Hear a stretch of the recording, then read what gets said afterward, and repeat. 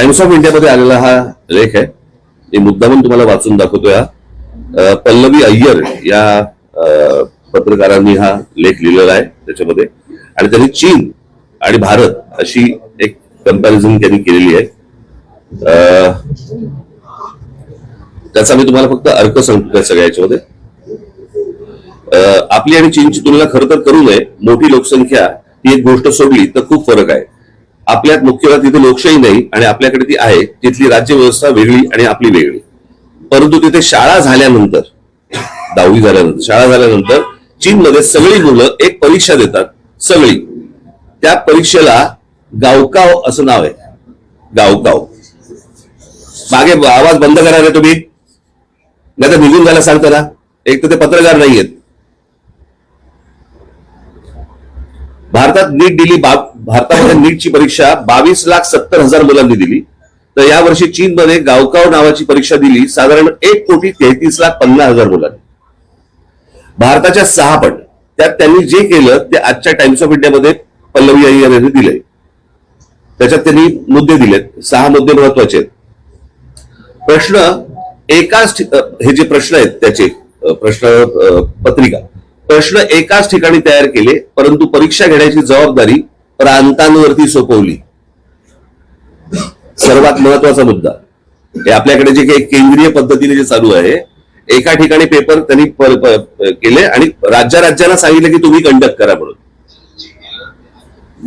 परीक्षा पेपर्स एखाद्या top secret प्रमाणे गुप्त ठेवले गेले. पेपर्स ने आण करत असलेल्या वाहनांवरती जीपीएस द्वारे लक्ष ठेवले गेले. त्यांना पोलीस संरक्षण होतं. हाय सिक्युरिटी प्रेसमध्ये जिथे नोटा छापतात तसे पेपर्स छापले गेले. इतकीच सुरक्षा होती जिथे तिथला कचरा आणि ड्रेनेज व्यवस्थेवरती लक्ष होते. त्याच्यात कोणी बाहेर काढू देत पेपर वगैरे.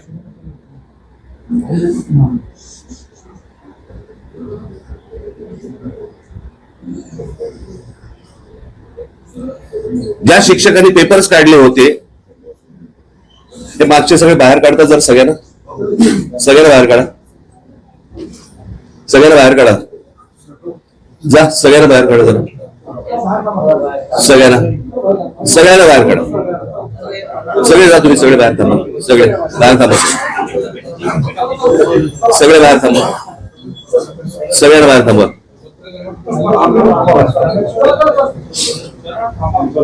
सगळ्यांना बाहेर थांबा. जा, तुम्ही सगळे बाहेर थांबा. सगळे बाहेर थांबा. तुम्ही सगळ्यांना बाहेर थांबा. सगळ्यांना बाहेर थांबा. तुम्ही बाहेर जा सगळे.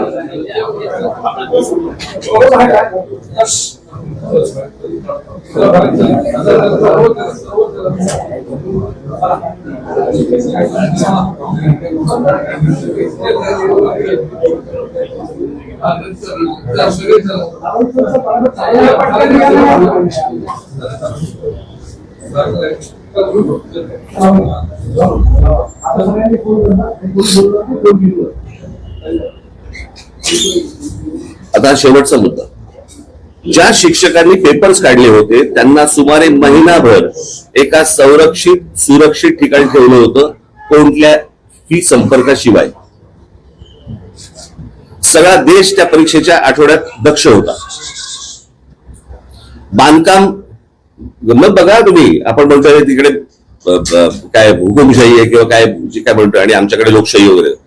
पण आमच्या मुलांनी कशा प्रकारे त्यांचं भविष्य उभं केलं पाहिजे, आणि ही परीक्षा सर्वात महत्वाची आहे. सगळा देश त्या परीक्षेच्या आठवड्यात दक्ष होता. बांधकामं थांबवली होती सगळी, कारण मुलांना शांतता होई म्हणून. वाहनांच्या हॉर्न्सवरती बंदी होती. मुला मुलींना वेळेवरती परीक्षा केंद्रावरती पोहोचता यावं म्हणून वाहतूक वळवली होती. पोलिसांनी स्वतः शटल सर्व्हिस सुरू केली होती. रस्त्यावरती उभे राहून स्वयंसेवकांनी मुलांना फुकट नेण्या आणायची सोय केली. पाणी पुरवलं, अगदी खाद्यपदार्थ सुद्धा. म्हणजे हा एका परीक्षेसाठी सगळा देश उतरला होता. फक्त सरकार नव्हे. चीनमध्ये हुकुमशाही आहे, परंतु आम्ही गुणांची कदर करतो आणि सगळ्या गुणी मुलांना प्रगती करण्याची समान संधी आहे, हे यातून सांगत ते होते.